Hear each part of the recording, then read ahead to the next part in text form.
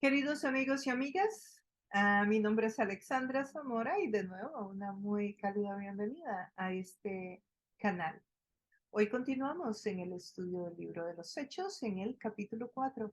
Estaremos en los versos del 1 al 22, en la segunda parte. La primera parte la encuentras aquí mismo en el canal. Bueno, sin más, te recuerdo, suscríbete al canal, dale un like a la campanita y continuamos. Padre, en el nombre de Jesús, venimos una vez más delante de tu presencia, oh Dios, presentando este tiempo delante tuyo y pidiendo que tu Santo Espíritu ilumine esta palabra, que tú hagas que esta palabra germine en nuestros corazones, Señor. Que tú nos permitas ver, Señor, este texto bíblico con tus lentes, que tu Espíritu Santo nos ilumine, no solamente para que podamos entenderlo, sino implementarlo en nuestro diario vivir. Gracias, Señor. Es tu tiempo y en tu presencia lo ponemos. En Cristo Jesús oramos. Amén. Continuamos con este estudio precioso en el libro de Hechos de los Apóstoles. Estamos en el capítulo 4 y hoy estaremos en la segunda parte de los versos del 1 al 22. Ya estudiamos la primera parte, también de los versos 1 al 22, que cubrimos del verso 1 al verso 7 en la parte A. Hoy vamos a iniciar en el verso 7 la parte B. ¿Y por qué está en dos partes o en tres, dependiendo de cuánto tiempo podamos cubrir hoy, de cuánto texto? Bueno, porque es una historia y las historias si se truncan, si se parten, no tienen el mensaje que el autor intencionalmente está narrando, razón por la cual estamos dividiéndolo de esta manera. Así que sin más, voy a pasar a compartir con ustedes el PowerPoint que nos ayuda para poder dirigirnos y avanzar de la forma más ordenada posible.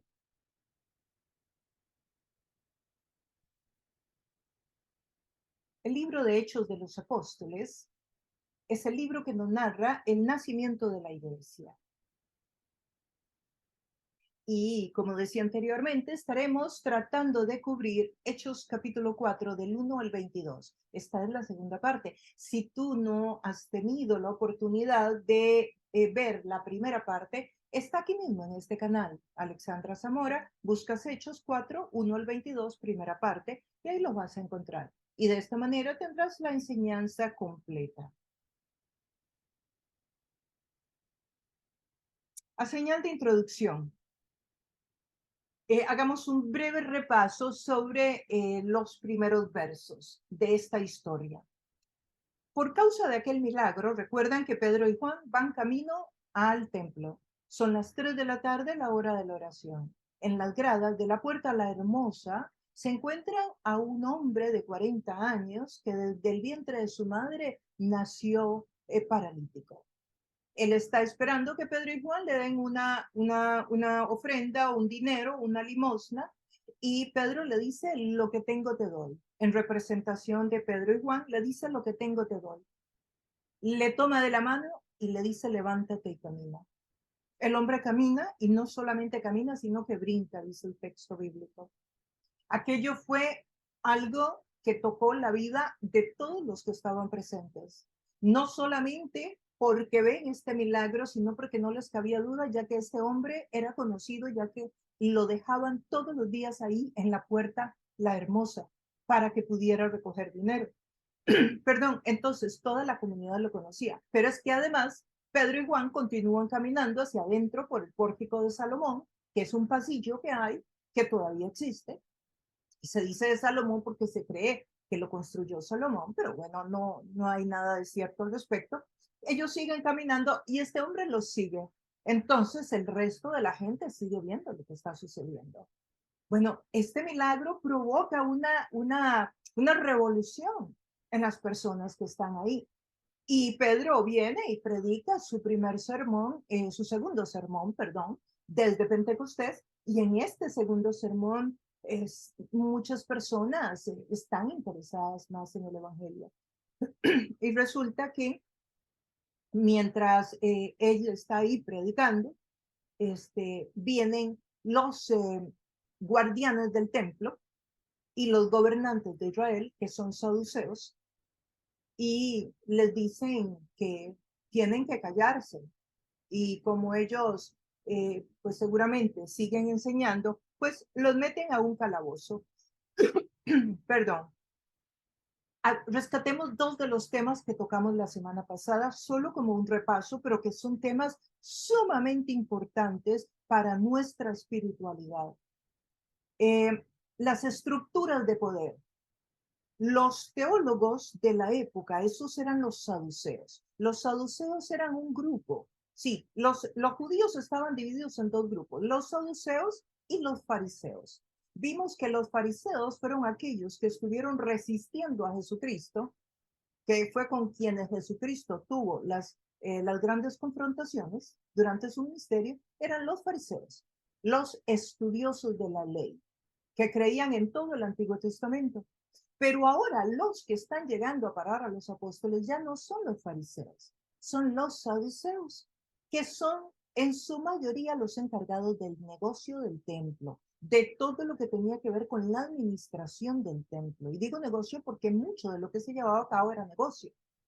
Ellos eran un grupo, como una secta dentro del judaísmo. ¿Y por qué digo secta? Porque ellos no creían en todo el Antiguo Testamento, ellos solo creían en los primeros 5 libros, en el Pentateuco.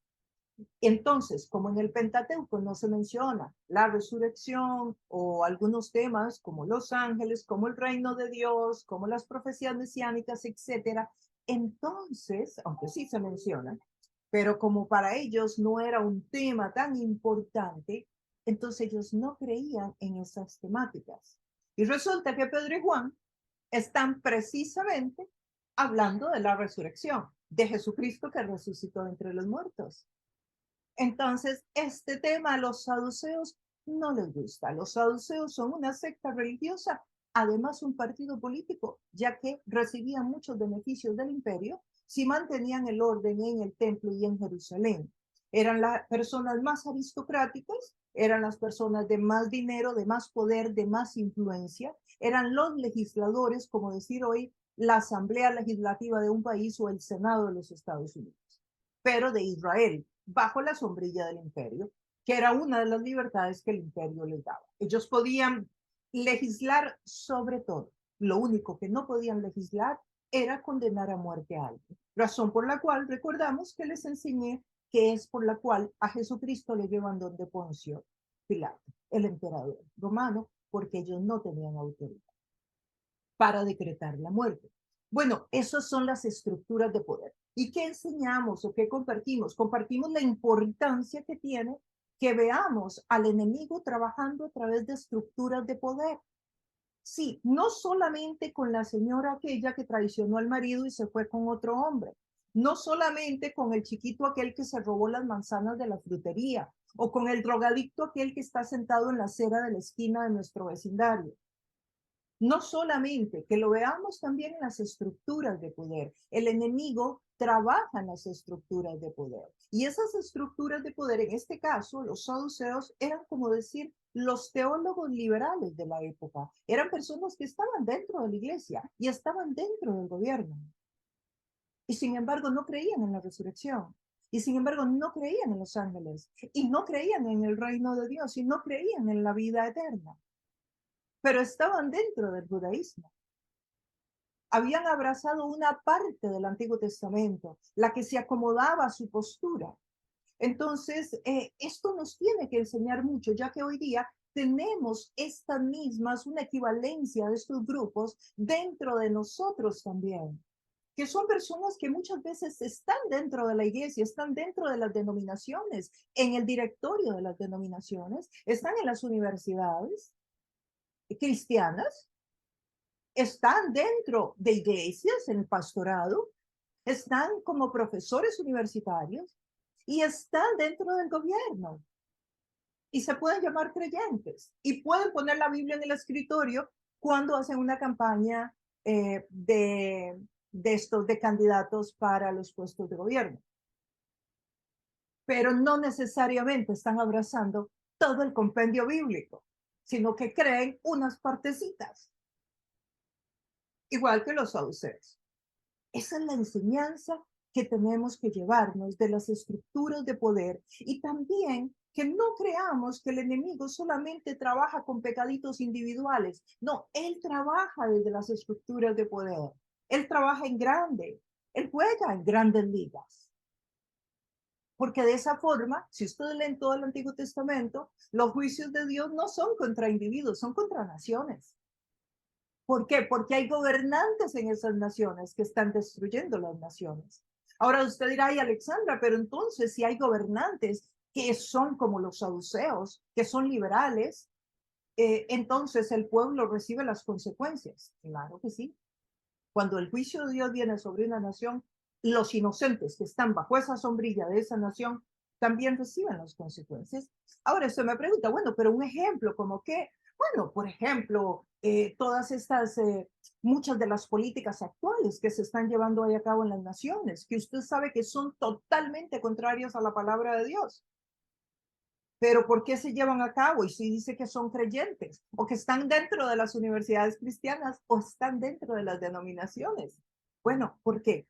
Porque son personas liberales. Son personas que conocen la Biblia, pero no conocen al Señor que escribió la Biblia. Y hay una gran diferencia, muy grande. Por eso es que tenemos que aprender a discernir, porque con que alguien nos recite la Biblia a memoria no significa que es creyente. Tenemos que aprender a discernir y eso es algo que se percibe en el espíritu, es algo que se ve en el carácter. Y por eso, entonces, acá nosotros sacamos esa lección de este texto que estudiamos la vez pasada. El otro tema importantísimo que también rescatamos en la vez pasada, en los primeros versos del capítulo 4, del 1 al 7, parte A, es el poder de Dios sobre los que lo obedecen. Cierto es que Pedro y Juan eran personas que no estaban preparadas para ese momento, pero la Biblia nos dice, y lo vimos en el estudio anterior, que la palabra de Dios dice que cuando nos encontremos en situaciones apremiantes, como la que estaban Pedro y Juan, delante de un Sanedrín, delante de las autoridades máximas de una nación, de las autoridades máximas de la iglesia, de la gente de más dinero, de la gente de más poder, de la misma gente que había matado a su maestro unas cuantas semanas antes y lo habían matado injustamente, que ni siquiera el imperio lo quería matar. Sin embargo, ellos lograron que se dictara en contra de Jesucristo cuando todo decía que era inocente. Esa gente con ese poder y con ese evil, con ese poder diabólico tan grande, logró matar a Jesús. Bueno, Pedro y Juan los tienen ahí al frente. Y ahora son ellos los que están en la silla de los acusados. O sea que esto es un momento de gran tensión para Pedro y para Juan. Y aquí entonces vemos el poder de Dios, porque Pedro y Juan pudieron esconderse, pudieron irse a otro lado, pudieron evitarse este momento. No, ellos van al templo a las 3 de la tarde, hacen el milagro y ellos saben que se están metiendo en la boca de los leones, pero ellos están obedeciendo a Dios. Hay un poder que descendió de lo alto que se llama el poder del Espíritu Santo, que es un poder que es real y hace que nuestra vida sea transformada. Y aquel Pedro cobarde ahora se convierte en un Pedro valiente. Y aquel Juan que pidió fuego del cielo, ¿recuerdan? Cuando iba entrando a un pueblo y no querían dejar entrar a Jesús, ¿qué le dijo Juan a Jesús? Pidamos que caiga fuego del cielo. Imagínate, eso le pidió Juan a Jesús. Y Jesús le dice, pero oiga muchacho, no sabe lo que está hablando. Ok, ese Juan ahora está aquí defendiendo la verdad. Ya no está pidiendo fuego del cielo, ahora está dando la vida por esa gente. Qué interesante, ¿verdad? Todo lo que puede hacer el poder del Espíritu Santo. Una persona que abraza el Evangelio, una persona que lo obedece, que camina en el Evangelio, que tiene un encuentro personal con Jesucristo, se convierte en otro ser humano, con otra valentía, con otra perspectiva, con otros hobbies, con otros valores, con otra forma de pensar. Totalmente diferente, pero hay un respaldo que viene de lo alto y tenemos que creerlo, porque ese respaldo, ese poder no se toca, no se ve, no es tangible, es por fe y tienes que creerlo y si lo crees lo vas a ver en tu vida, lo vas a ver fluir en tu vida. Entonces, esas estructuras de poder y ese poder de Dios son uno de los mensajes más importantes que vimos la semana pasada. En esta próxima sección comenzaremos en el capítulo 4, en el verso 7, en la parte B. O sea, el verso 7 lo dividimos en dos, parte A y parte B. Y vamos a ver qué nos dice. Aquí están las estructuras del poder de las que estábamos hablando, los teólogos liberales y políticos a la vez, que hoy están dentro de la iglesia, que hoy están dentro de la política, con una Biblia en la mano, pasando leyes que van contrarias a la Biblia. Y si les preguntas, pero ¿cómo hacen para validar esas leyes si ustedes son creyentes? Te van a decir que es que la Biblia se tiene que acomodar a la cultura, que la Biblia tiene que acomodarse a las nuevas épocas. O sencillamente que de ese texto no hay que hablar, puesto que no me sirve. Esto lo he escuchado de profesoras que enseñan cómo interpretar la Biblia hoy día. Entonces, esos son principios que debemos de ver y desde luego el poder de Dios sobre todos aquellos que lo obedecen. Es otro de los puntos principales de la enseñanza del estudio anterior. Iniciamos con el texto de hoy. Hicieron que Pedro, aquí estamos con el verso 7, ahí lo dejamos esta primera parte. Hicieron que Pedro y Juan comparecieran ante ellos y comenzaron a interrogarlos. Ahí quedamos. Y hablamos del poder de Dios y de los textos bíblicos que hablan de que cuando estemos en esa situación, el Espíritu de Dios desciende y nos dice lo que debemos de hablar. Que por cierto, hablamos de que es un verso que muchas veces se usa completamente fuera de contexto, para que entonces un pastor ya no prepara su sermón, ya no estudia, ya no lee, ya no va al seminario, porque ahora solo tiene que pararse en el púlpito y Dios le da lo que tiene que decir. Que ese texto que leímos la semana pasada nada tiene que ver con improvisar. Juan y Pedro venían de un seminario bíblico, así que no puedes usar ese texto para decir que no hay que estudiar para enseñar la palabra.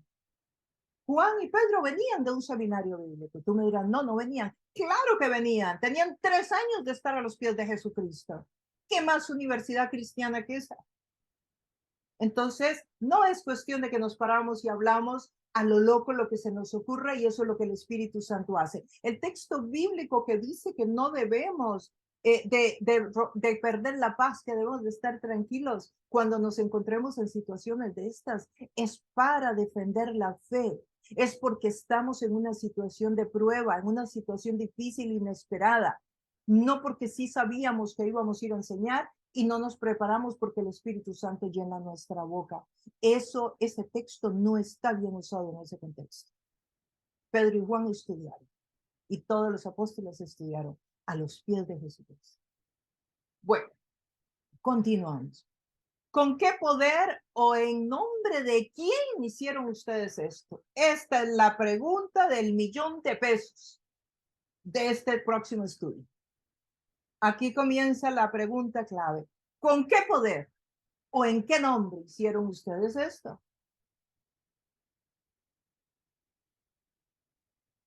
¿En dónde están siendo juzgados los apóstoles?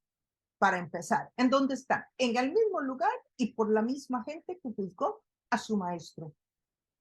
Y además lo mandó a crucificar. Para que tengamos una idea de lo que están sintiendo acá los apóstoles. Por tradición se hacía un círculo, se ponía al acusado en el centro y las personas de mayor influencia a nivel de gobierno y religioso y las personas intelectuales existentes en la época, adineradas, personas de influencia, le rodean y le hacen las preguntas. ¿Con qué poder o en nombre de quién ustedes hicieron esto? Quiero que se fijen en este verso, ya que sobre este verso girará toda la enseñanza. Ellos no tuvieron la revelación. Ustedes pueden ver, estamos hablando de los saduceos. Estamos hablando de gente que era de la religión, que pasaban metidos en el templo, que hacía que se respetaran las reglas. Estamos hablando de los dirigentes de la iglesia hoy, nada más que en ese tiempo eran dirigentes del templo y no habían podido tener la revelación de con qué poder o en qué nombre. No habían podido entender las profecías mesiánicas y su cumplimiento en Jesucristo. No pudieron verlo con todo lo que sabían. ¿Por qué? ¿Por qué no pudieron verle? Porque cuando una persona se acerca al texto bíblico con una agenda premeditada, cuando tú te acercas al texto para encontrar lo que tú andas buscando y no lo que Dios te quiere decir, tú no vas a encontrarte con Dios. Tiene que haber una actitud de estudiante, tiene que haber una actitud humilde, tiene que haber una actitud de quien quiere conocer a Dios, no de quien quiere memorizarse la Biblia o aprender la Biblia para ir a debatir y a pelear con los demás. No, es de quien quiere conocer a Dios. Entonces usted no solo va a encontrar el conocimiento de la palabra, sino que se va a encontrar con Dios mismo a través de su palabra.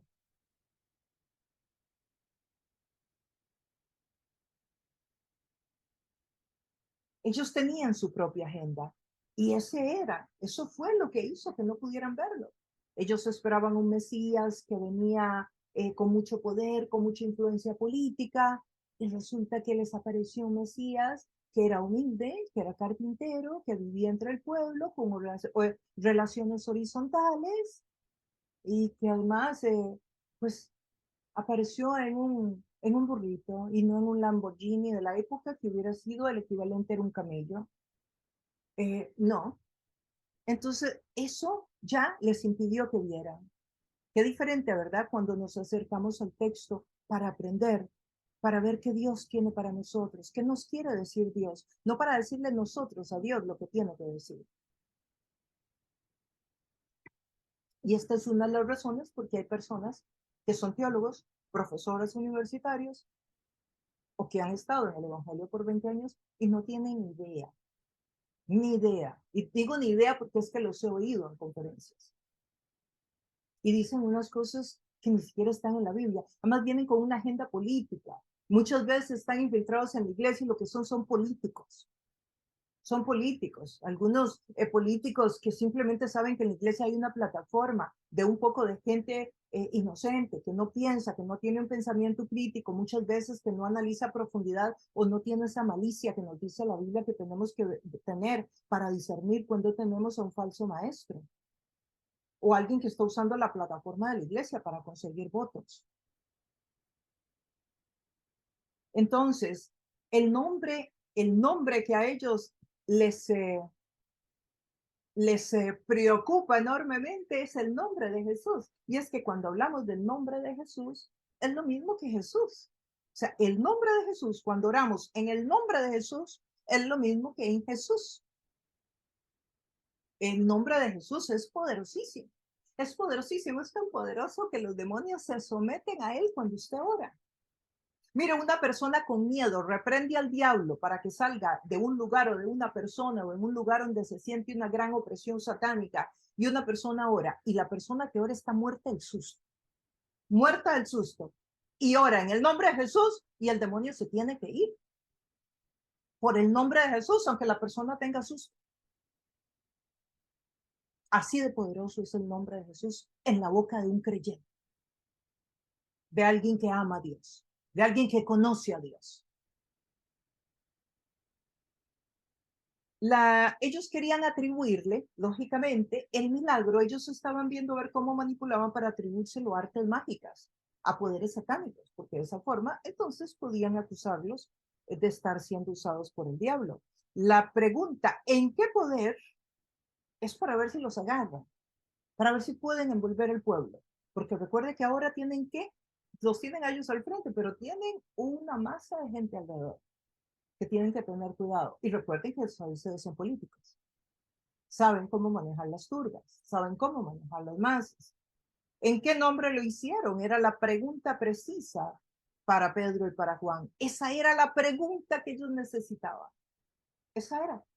Pedro y Juan necesitaban eso, que le dijera en qué nombre lo hicieron. O sea, según ellos lo estaban atacando. Pero los apóstoles, como veremos, le dan vuelta a esa pregunta. Ahora, interesante, ¿verdad? Ellos no están interesados en ningún momento en el milagro, en saber quién lo hizo, quién fue la persona que se sanó, de qué se sanó, mire cómo fue que sucedió, háblenos a ver si hay algo que podemos aprender. No, Ustedes no ven esa actitud en ninguna parte del texto. No hay una actitud humilde, no hay una actitud de aprender, no hay la actitud de quien quiere saber más. No, no, no. Eso no se da en este texto. Ellos tenían un conflicto y el conflicto no era el milagro. El milagro no era importante. El conflicto era el nombre de Jesús. Ese era el conflicto.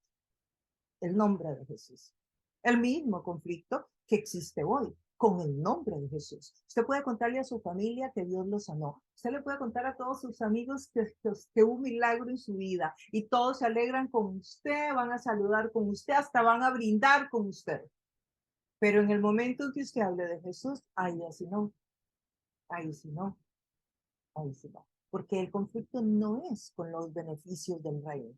El conflicto es con el nombre de Jesucristo.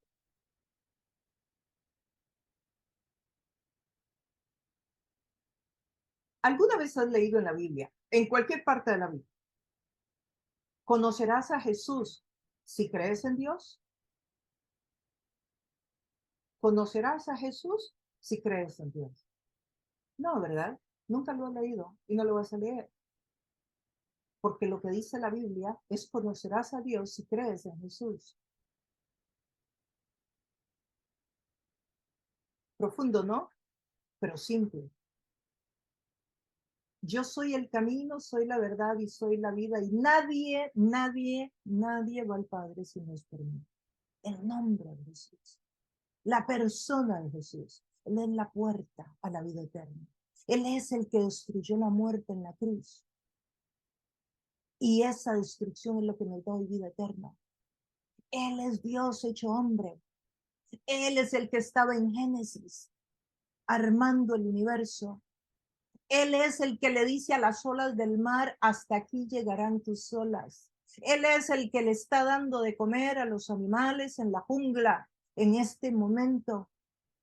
Él es el que hace que en la madrugada las gotas caigan finitas, el rocío de la mañana. Él es el que le pone el color a las flores. Él es el que pone la vida en el vientre de una mujer.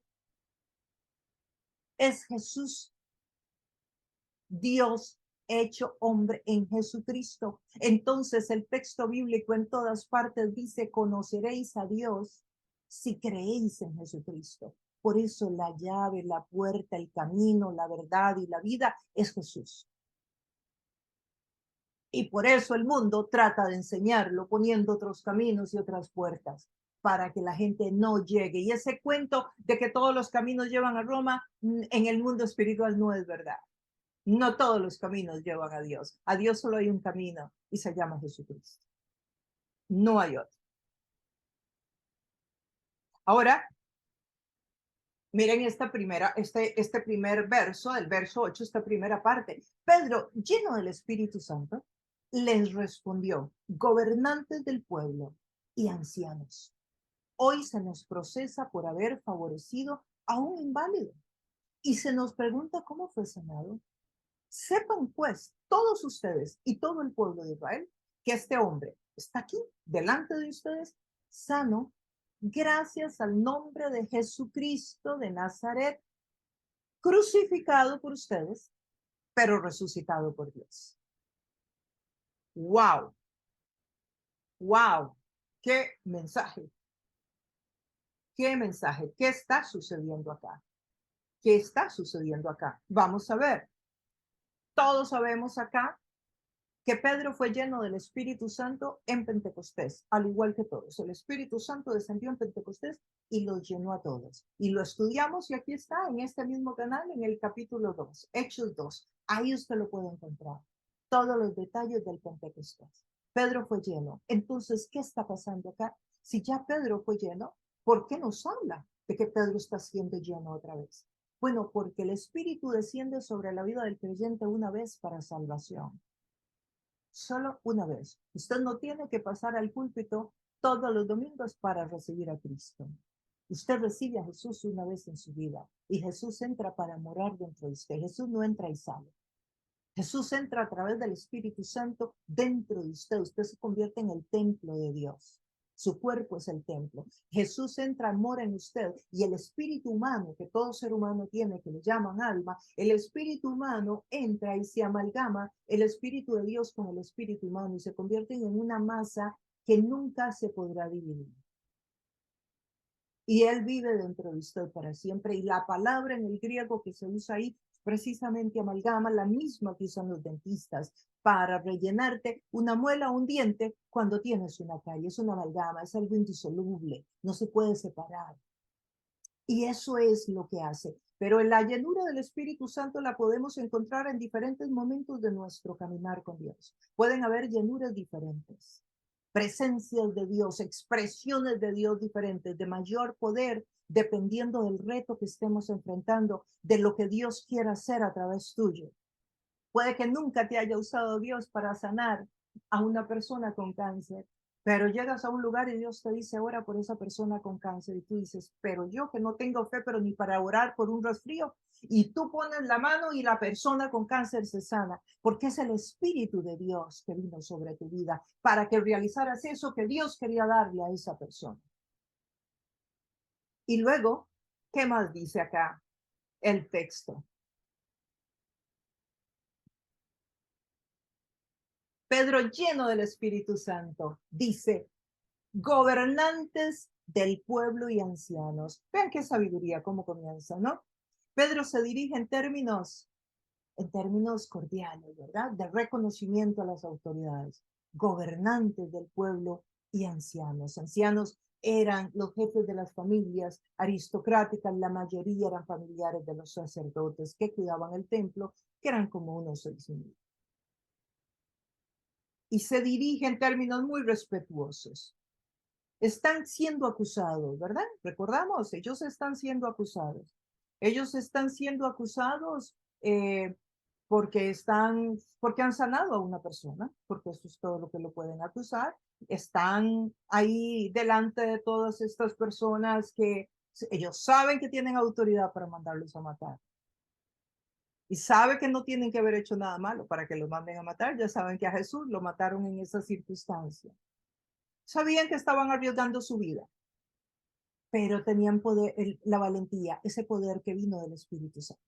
Lo tenían.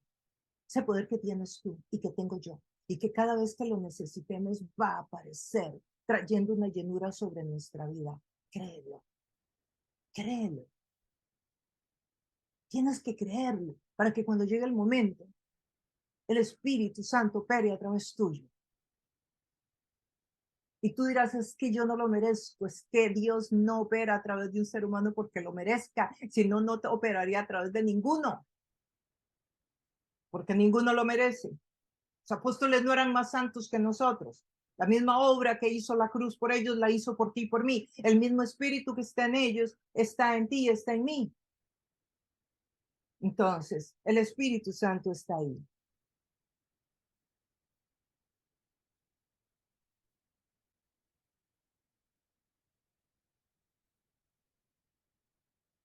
Hoy, dicen ellos, se nos procesa por haber favorecido a un inválido y se nos pregunta cómo fue sanado.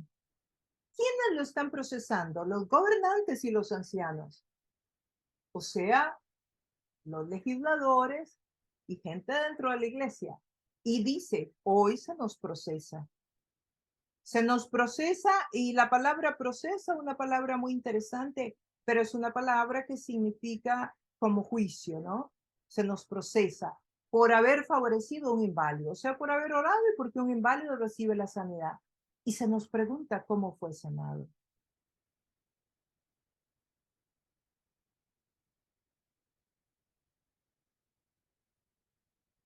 Este es un momento de mucha tensión, es una, empieza la defensa de parte de Pedro y Juan, aquí comienza la defensa, y me llama la atención que Pedro deja claro el motivo por el cual está siendo juzgado. No solamente para que queden los récords de la historia, sino para que toda la audiencia sepa, aquí no se nos está investigando, no se nos está acusando porque robamos o porque matamos, se nos está acusando porque favorecimos a un inválido. Un inválido recibió la sanidad. Sí, ven qué interesante como él pone el caso, ¿verdad? Este es el caso, esta es la denuncia contra nosotros. Al verbalizarlo también está dejando ver la falta de sentido común que tiene este, este juicio. Los apóstoles saben que de aquí en adelante puede venir su muerte. Pero bueno, están siendo investigados judicialmente, que es lo que el texto nos quiere decir. Sepan pues, todos ustedes y todo el pueblo de Israel, que este hombre está aquí delante de ustedes, sano, gracias al nombre de Jesucristo de Nazaret, crucificado por ustedes, pero resucitado por Dios. Los apóstoles pasan de ser acusados a ser acusadores. Míralo ahí. Sepan ustedes que todos aquí fueron, todos ustedes son personas que nos están acusando, pero no hay lugar. Y lo único que pasó aquí fue que un hombre fue sanado. Pero recalcan una y otra vez, ¿verdad? El nombre de Jesús. Me llama mucho la atención eso, que ellos de aquí pasan de ser acusados a ser acusadores. ¿Dónde? En el último verso, crucificado por ustedes. De una vez le dicen, ustedes lo crucificaron. O sea, ustedes nos acusan a nosotros porque sanamos a una persona, pero ustedes mataron a una que era inocente. Y en el nombre de ese que ustedes mataron, ese Jesús de Nazaret, me gusta porque le pone Jesús de Nazaret, porque Nazaret era un pueblo despreciado por Jerusalén, por los de Jerusalén, porque era de Galilea, que era un lugar, digamos, donde ellos, había como un poco ¿cómo se llama?, de etnocentrismo, como que ese pueblo no es muy bueno y la gente de por ahí pues es de dudosa reputación. Y ellos le mencionan Jesucristo de Nazaret. Eso me llama la atención, Pedro. Y el hombre, pues el hombre ha sido sanado. El hombre ha sido sanado, ustedes lo crucificaron. Y además, resucitado por Dios. ¿Qué les dije sobre la resurrección? Los saduceos no creían en la resurrección. Para ellos era un tema abominable. Era un tema de contienda. O sea, era un tema que no existía. La resurrección no existía. La vida eterna tampoco existía para los saduceos.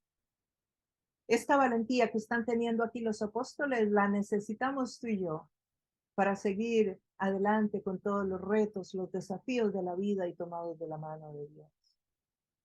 Cuando ellos les dicen eso, ¡boom! Una bomba.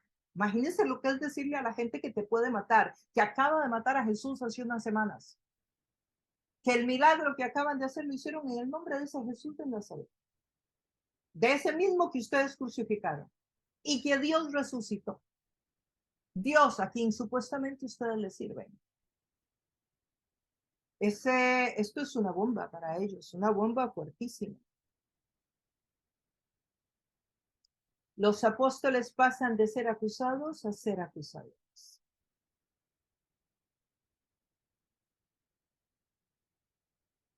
Sepan pues, todos ustedes y todo el pueblo de Israel, todos ustedes, que esto es lo que ha sucedido acá. El verso 11. Jesucristo es la piedra que desecharon ustedes, los constructores, y que ha llegado a ser la piedra angular. Aquí Pedro está mencionando un texto del Antiguo Testamento, que está, de hecho, en dos partes en el Antiguo Testamento.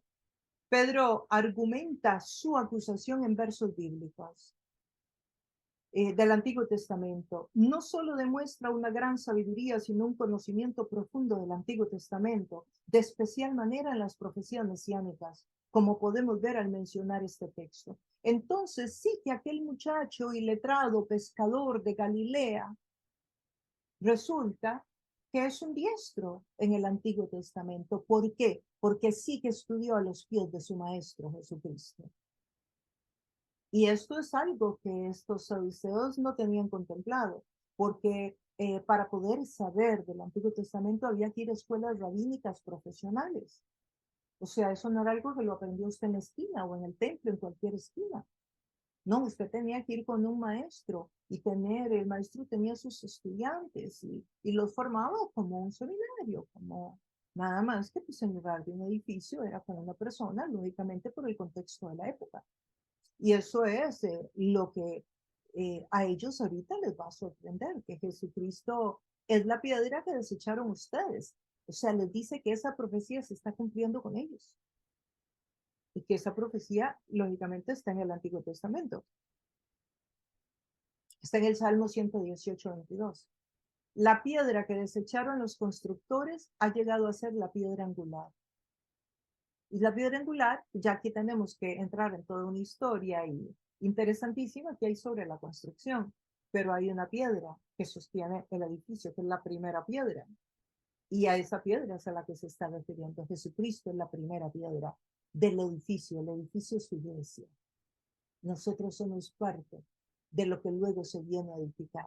Por eso el texto bíblico habla de que los que enseñamos la palabra estamos edificando sobre Jesucristo, sobre la enseñanza apostólica, sobre Jesucristo, para que las personas sigan creciendo. Y entonces se siga construyendo, pero todo sobre la piedra angular que es Jesucristo. Esta misma profecía está en Isaías 8:14. El Señor será un santuario, pero será una piedra de tropiezo para las dos casas de Israel. ¿Cuáles casas? Bueno, recuerdan que Israel se había dividido en dos reinos. ¿Mm? El reino de Samaria, el reino del norte, el reino del sur, el reino de Samaria, donde Samaria era la capital y el otro donde Jerusalén era la capital. Aquí dice que es tropiezo para las dos casas, una roca que los hará caer. Será para los habitantes de Jerusalén un lazo y una trampa. O sea, estaba profetizado, pero no lo pudieron ver. No pudieron ver que ellos están siendo parte de los que van a tropezar.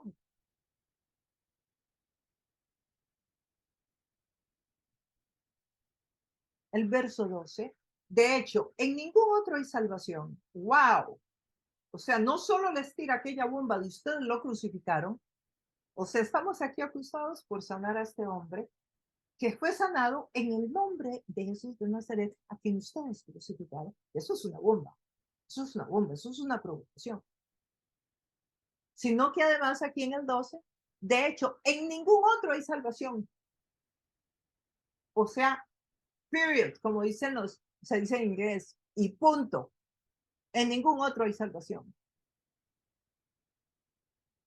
Porque no hay bajo el cielo otro nombre dado a los hombres mediante el cual podamos ser salvos. Otra vez el nombre de Jesús. Y lo está poniendo sobre todo nombre, que es lo que luego viene a hacer Pablo en Filipenses capítulo 2, que dice que a todo aquel que crea, que toda rodilla se doblará delante de él, y Dios le dará un nombre que es sobre todo nombre. Y es lo que dice Apocalipsis también. Entonces dice que no hay un nombre sobre el que se puede ser salvo. Esto es muy fuerte para esa audiencia. Pónganse por un segundo en los zapatos de esa gente. Habían matado al maestro y ahora este par hacen un milagro y les dicen que ellos lo mataron y que no hay salvación si no es fuera de Jesucristo.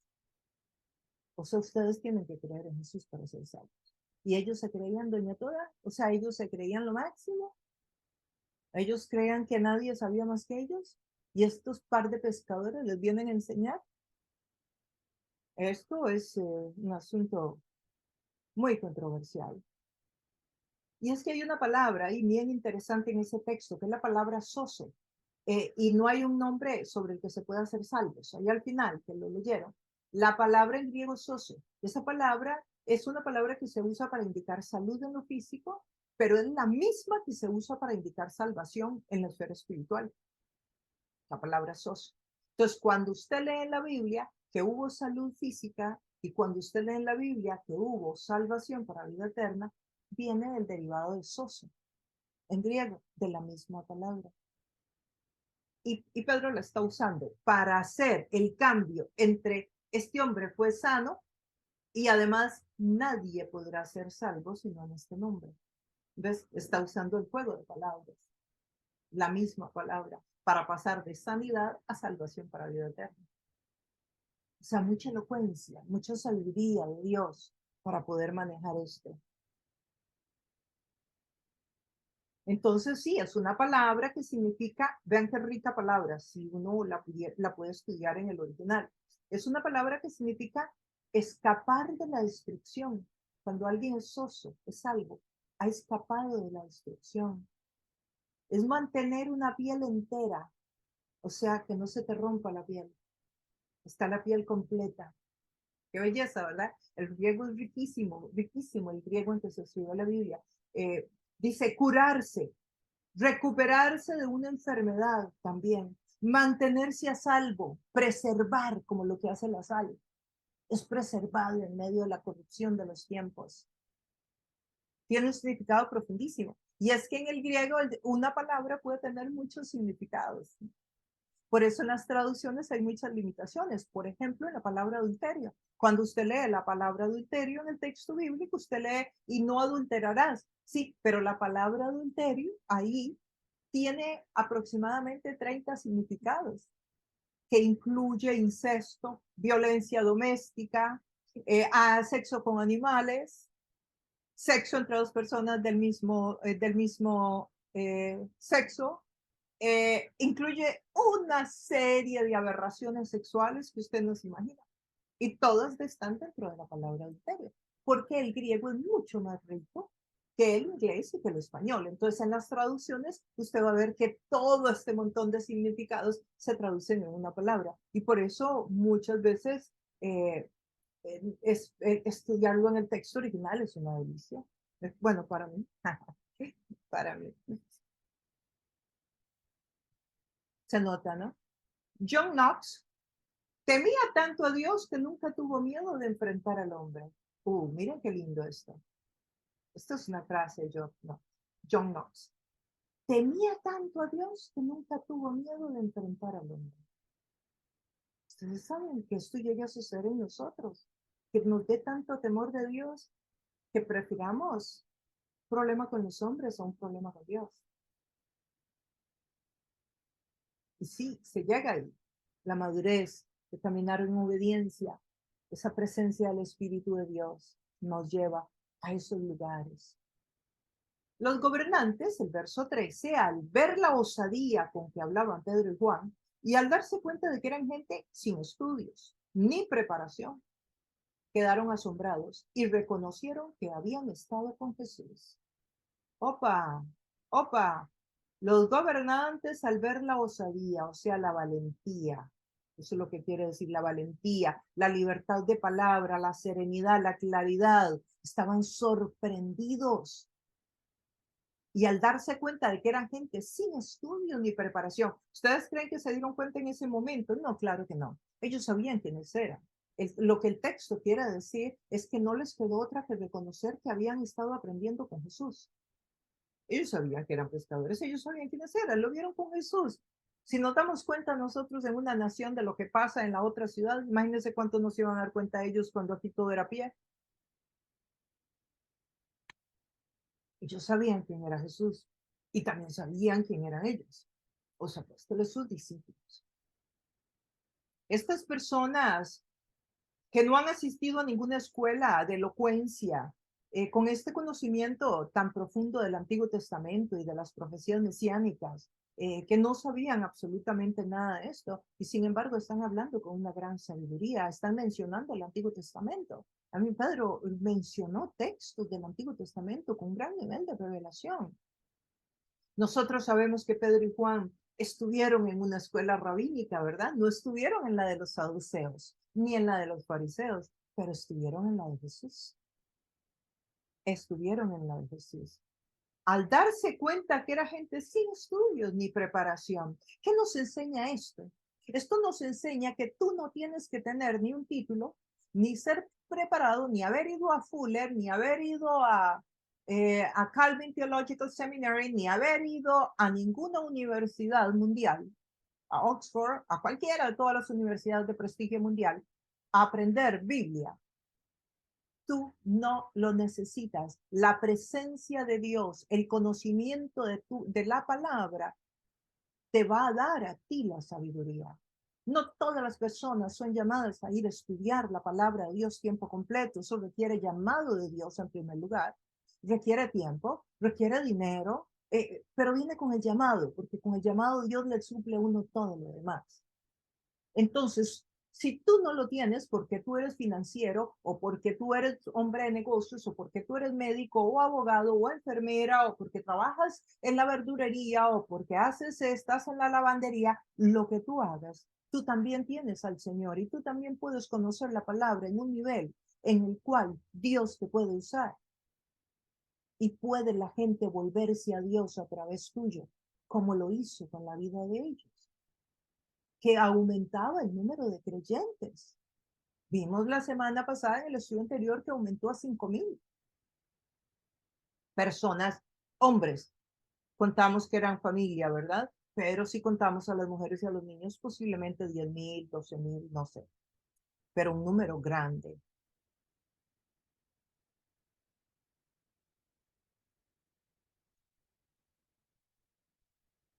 El verso 14.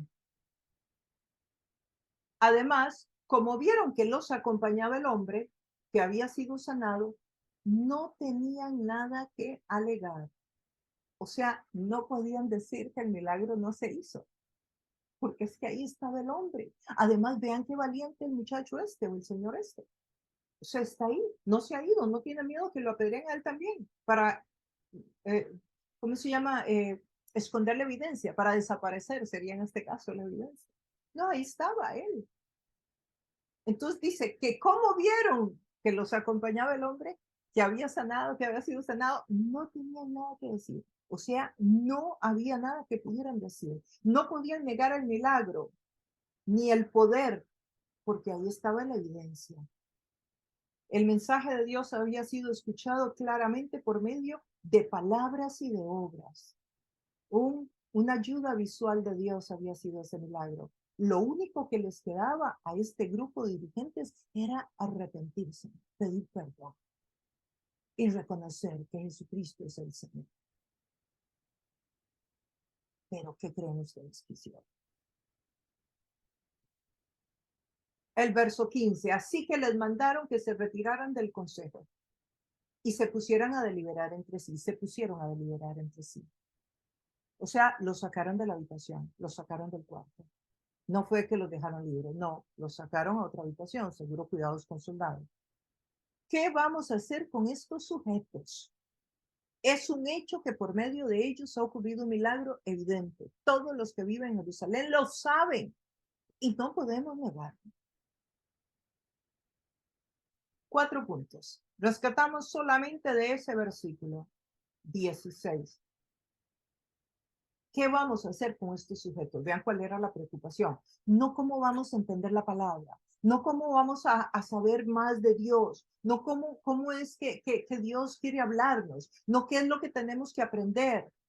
No es tener la humildad de ver si aquí hay algo que nosotros no estamos entendiendo. No, es qué vamos a hacer con estos sujetos. Son un problema. O sea, lo que Dios dijera, lo que Dios quisiera enseñar, lo que el Espíritu estaba haciendo, la sanidad no era importante. Es qué vamos a hacer con los sujetos. Es un hecho que por medio de ellos ha ocurrido un milagro evidente. O sea, no nos lo podemos negar, no podemos quitárnoslo, esto es un hecho. O sea, pero esto nos revela que quisieron quitárselo, ¿verdad? Que si hubieran podido, pues anulan la evidencia, ¿verdad? Pero no podían, no podían. Sí, qué deshonestos, ¿verdad?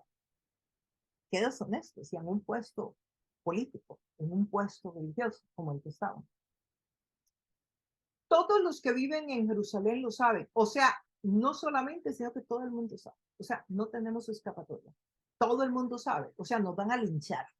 Si hacemos algo aquí en contra, nos van a linchar. No podemos negarlo. Conclusión. Sencillamente no podemos negarlo. Esta fue lo que estaban deliberando, ¿verdad? Esas son la conversación interna cuando sacaron a los apóstoles. Ustedes recordarán que cuando Jesús resucitó, manipularon a los guardas para que dijeran que era que se habían robado el cuerpo de Jesús. ¿Recuerdan? Pues aquí también si hubieran podido, anulan la evidencia del milagro. Con Lázaro también trataron. de anularlo. ¿Qué vamos a hacer con estos sujetos? Había un milagro contundente. Esto era lo que había que hacer, eliminarlos, hacer algo con ellos. Esa era la pregunta clave, la decisión que tenían que tomar. El milagro estaba ahí. Todo Jerusalén lo sabía. Ha ocurrido un milagro y esto es evidente. El enemigo juega en las ligas grandes. De nuevo, veamos las estructuras de poder. Veamos cómo el enemigo se mueve cambiando leyes, se mueve a través de personas en lugares de poder. Miren, cuando el anticristo aparezca, él no va a aparecer a través de un campesino o de una persona que está por ahí haciendo algo indebido o de un ciudadano de Nueva York con maletín negro que camina en las oficinas de, no sé, de Wall Street. Él va a aparecer en una posición de gobierno. Las naciones van a confiar en él a tal punto que hasta Israel confiará y se sentará en el trono en Jerusalén. Sí, el enemigo usa y juega en grandes ligas. Por eso el creyente tiene la responsabilidad de hacer incidencia en la política de las naciones.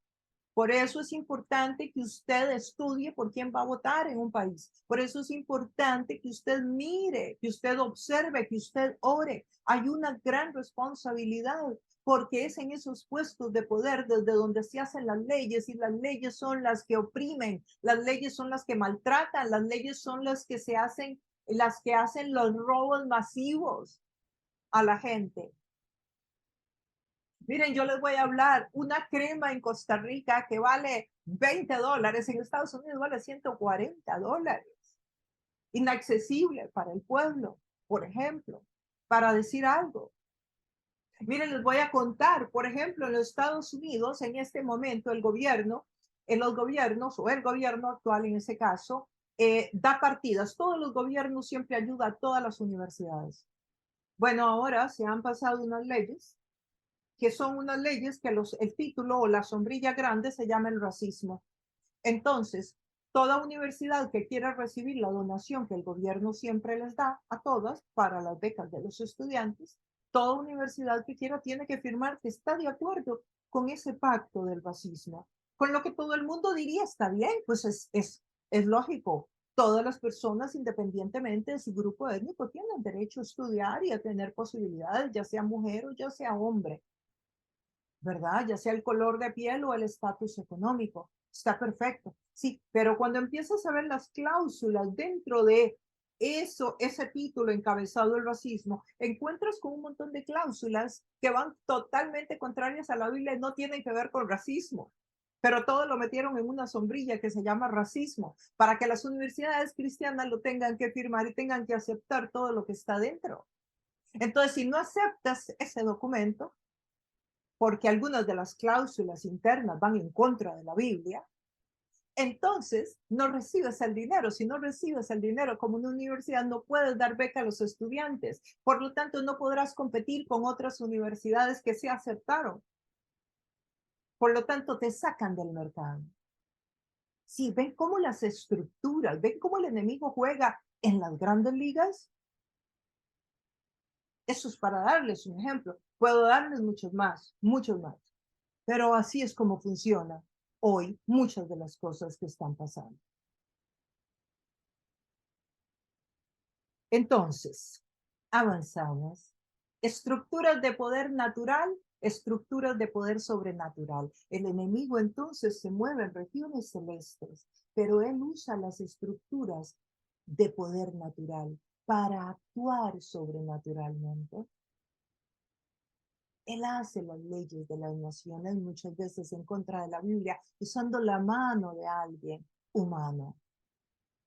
Así literal, así literal.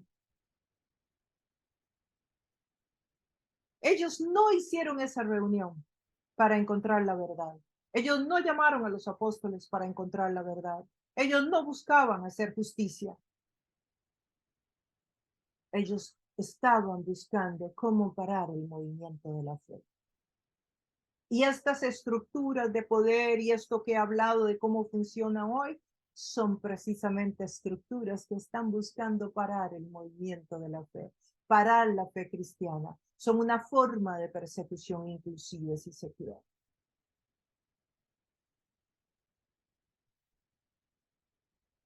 El verso 17 dice, pero para evitar que este asunto siga divulgándose entre la gente, vamos a amenazarlos para que no vuelvan a hablar de ese nombre. ¿Ven por dónde va la cosa? Para que no vuelvan a hablar de ese nombre. Eso es lo que quieren hacer. Para evitar que este asunto siga divulgándose entre la gente, vamos a amenazarlos. Ellos querían intimidarlos. Ese era el propósito. Ese era el propósito. Si hubieran podido, ellos anulan el milagro, o sea, neutralizan, dirían los del ejército, neutralizan al paralítico para que desaparezca. ¿Cuál es la mejor manera de ocultar una verdad? ¿Qué es lo que ellos están intentando? Ocultando la información, ocultando el conocimiento, ocultando lo que sucedió. Así como Dios hace evidente y usa los milagros como ayudas visuales de su reino, el enemigo necesita ocultarlo para que el reino no se vea, para que el reino no continúe creciendo.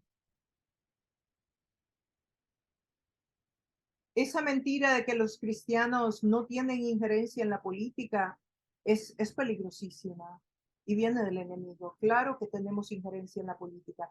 Que Dios no nos ha llamado a usar el podio de la iglesia para que sea plataforma para los candidatos políticos, también es verdad. La iglesia no tiene que ser un lugar donde los políticos llegan a echar sus discursos, y mucho menos cuando muchas veces son políticos de esos que tienen una Biblia, pero no se conocen ni un solo verso de lo que está dentro.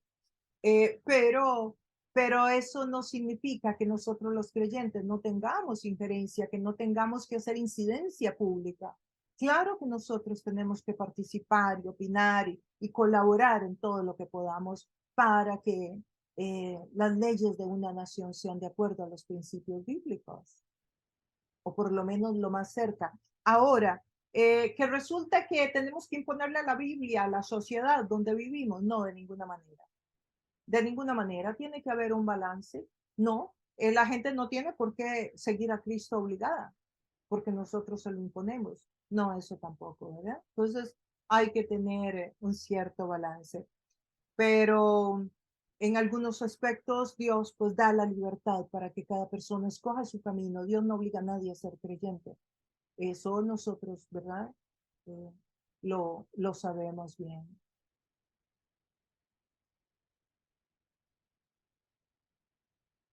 El problema de ellos entonces, el problema de ellos no era el milagro. El conflicto era el nombre de Jesús. Eso debe quedarnos muy claro en el día de hoy. El conflicto era en el nombre de Jesús. Los llamaron y les ordenaron terminantemente que dejaran de hablar y enseñar del nombre de Jesús. Eso ya no lo podrían hacer más. Eso era la orden. Eso era lo que se decidió en esa conversación que tuvieron. Esto se está dando en el inicio de la iglesia primitiva, desde la misma crucifixión. Y aquí vemos entonces el primer encarcelamiento por causa de la predicación del Evangelio. Aquí vemos desde ya cómo el enemigo está tratando de impedir que la iglesia nazca, porque es que aquí apenas la iglesia está naciendo. Ahora, ¿qué hacer?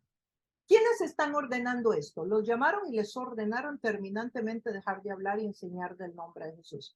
¿Quiénes están dando esta orden?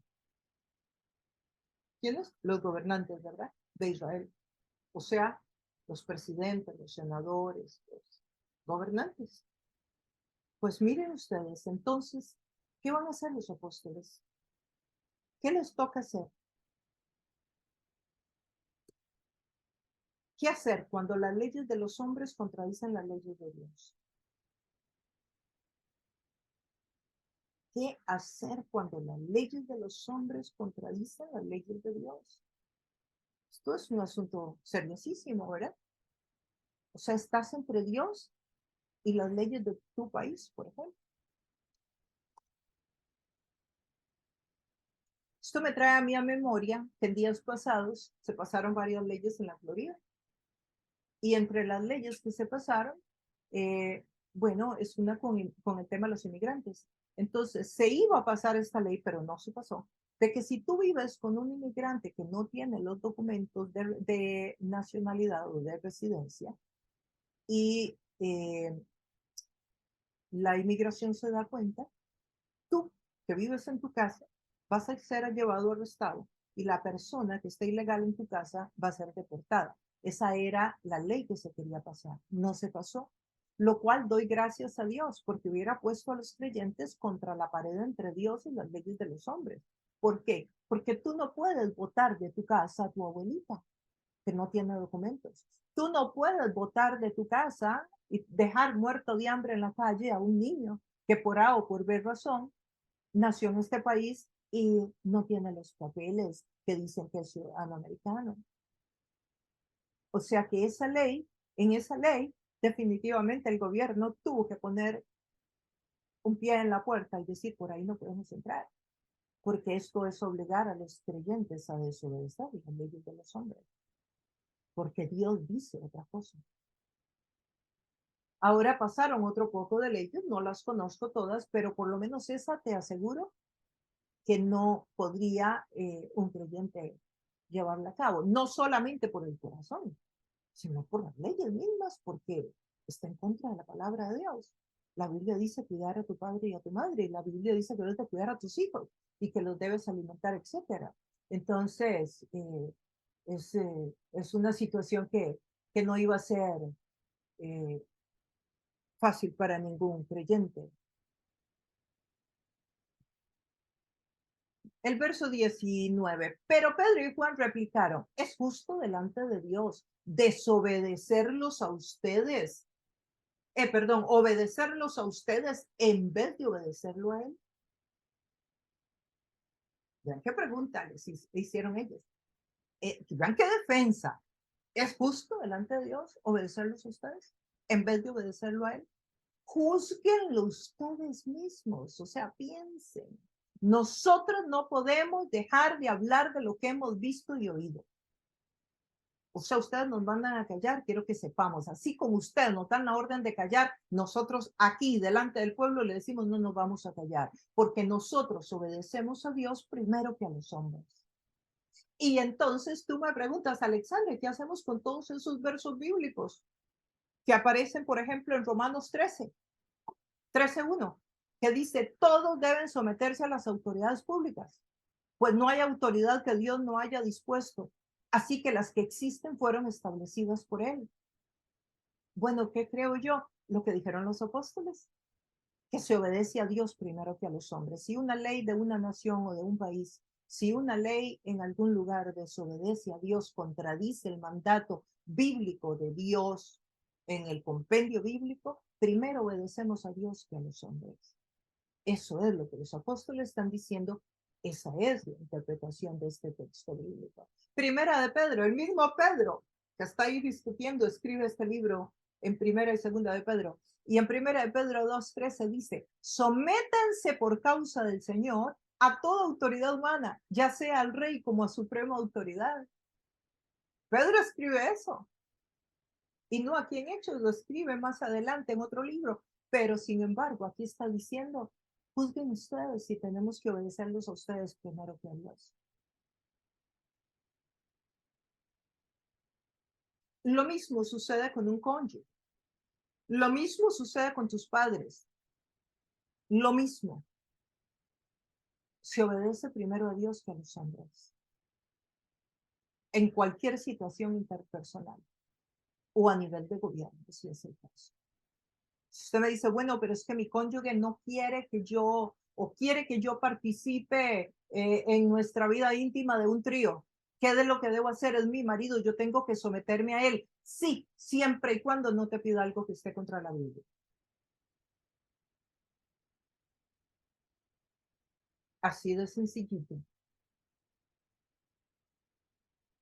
Igual un cónyuge que te pida algo que no es correcto, que vayas a robar, o un hijo, un abuelito, maestro de escuela que te dice que hagas algo, que permitas algo indebido.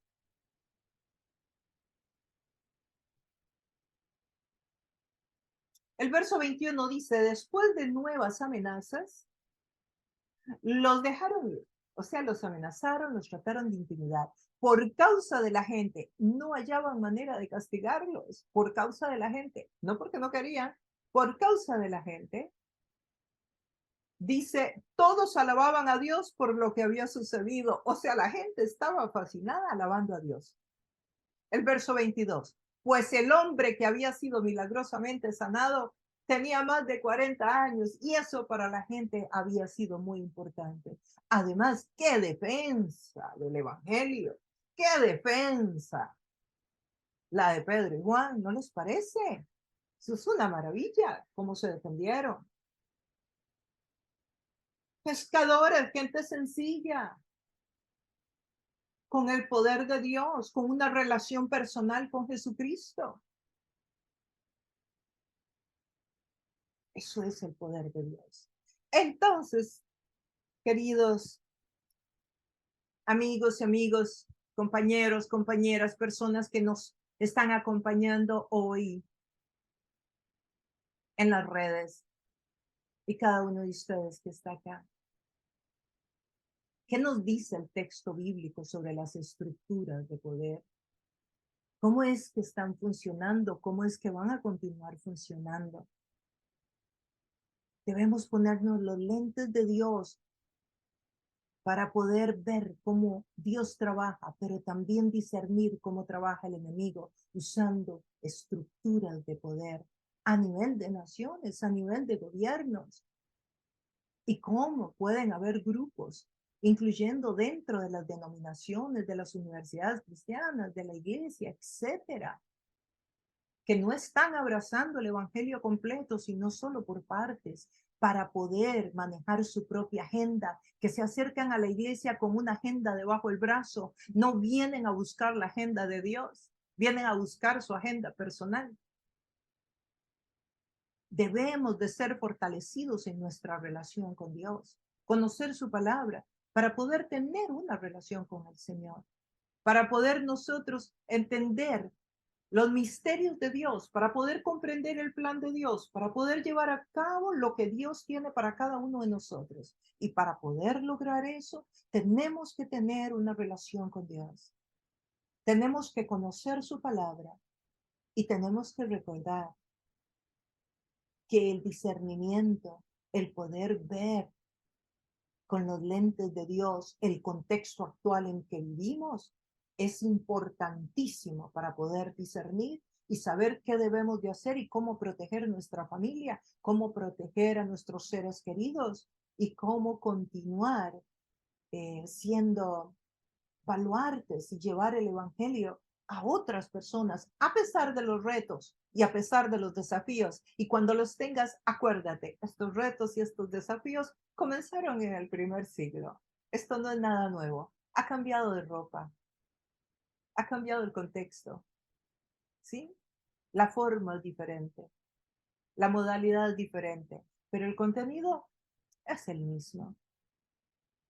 Bueno, que el Espíritu Santo nos siga iluminando, nos siga dando y siga trayendo a nuestra vida más reflexión sobre este tema para que en el transcurso de esta semana sigamos elaborando más este pensamiento y conectando con otros versos, con otros pasajes de la Escritura. Y si tú estás viendo este programa ahí en YouTube, deja tus comentarios ahí, porque a mí me va a interesar leer lo que el Espíritu de Dios habla a través tuyo. Que el Señor continúe bendiciéndote. Qué bueno que nos hayas acompañado. Ha sido un gusto tenerte con nosotros. Y una vez más, pedimos a Dios que continúe dándote la información, el material, el espíritu de reflexión, para que esta porción del texto bíblico continúe ahí estando en tu corazón y puedas ir viendo y comparando con lo que está sucediendo hoy día en el mundo para que puedas ir implementando y viendo la practicidad del mensaje bíblico. Que Dios te ayude en todos los retos de la vida, que el Señor fortalezca tu fe, que Dios ponga en ti hambre y sed de su palabra, que Dios te ayude en esas áreas en las que necesitas un abrazo de parte de Dios o que Él sostenga tu brazo fuerte. Que Dios te bendiga. Nos vemos en el próximo estudio. Te recuerdo suscribirte, darle un like a la campanita. Chao.